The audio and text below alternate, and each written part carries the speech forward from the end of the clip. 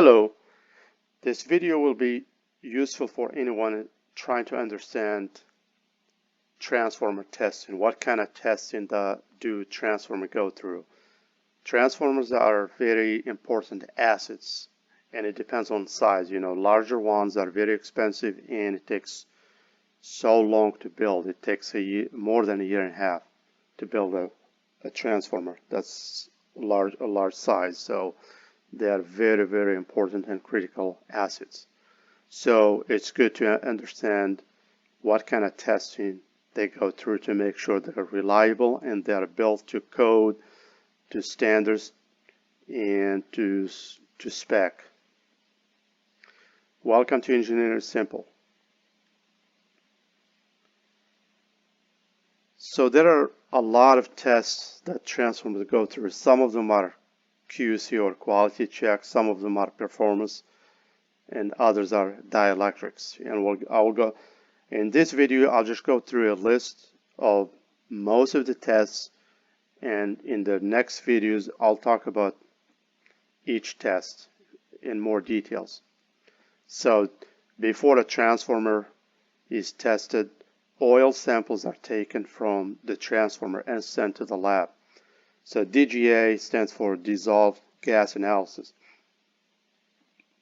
These transformers are oil filled, so they're filled with oil, typically mineral oils.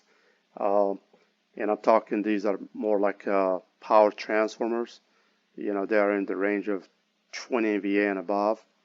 And oil is used for insulation and also for cooling. They will take the heat from inside to the tank so that when air is blowing, it will kind of dissipate the heat. So basically you want to take the oil sample and take it to the lab and make sure that the oil is good. So before you start testing, you want to make sure the transformer is in a good condition, or there is no contamination, or oil itself is in a good condition, because some of the tests, they can be damaged, and so you want to make sure the transformer is in a good shape before you start testing. So sometimes, usually transformers, they have CTs inside to monitor, the windings. So you want to make sure the CT ratio and the polarity are correct. The CT saturated curves are created. The winding insulation capacitance and power factor test. Bushing capacitance and power factor. Again, I'm just going through this list in this video, and in later videos I'll go through each test in more details.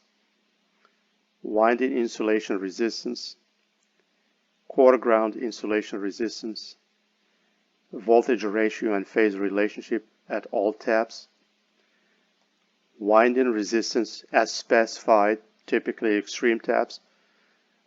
Usually you have tap changers, sometimes on-load tap changer and de-energized tap changer. So it's time consuming to measure resistance on all taps, but it depends. Each customer might specify something different. Single phase excitation current, control wiring check. So you have a wiring for sensing and monitoring different things, so you want to make sure that everything is wired properly.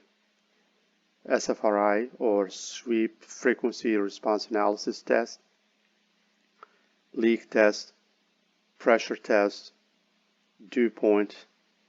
Again, each test serves a purpose, so all the tests, they complete each other. So that way, when you are doing troubleshooting, if there's a problem, sometimes 2 or 3 tests will basically say the same thing, and you know that there's a problem somewhere. Core loss. So now performance. Core loss and excitation current as specified, typically extreme taps. Sound test. Single phase excitation current, zero sequence impedance, load losses and impedances, efficiency and voltage regulation, temperature rise test, auxiliary losses.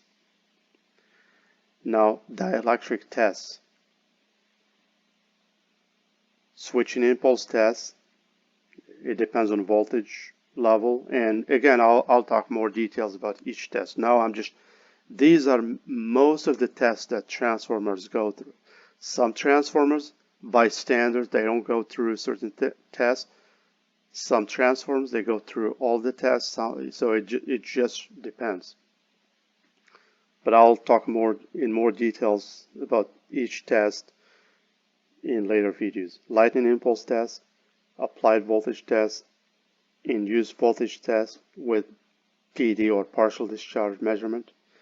So that's it. That was kind of a list of most of the tests that most transformers go through.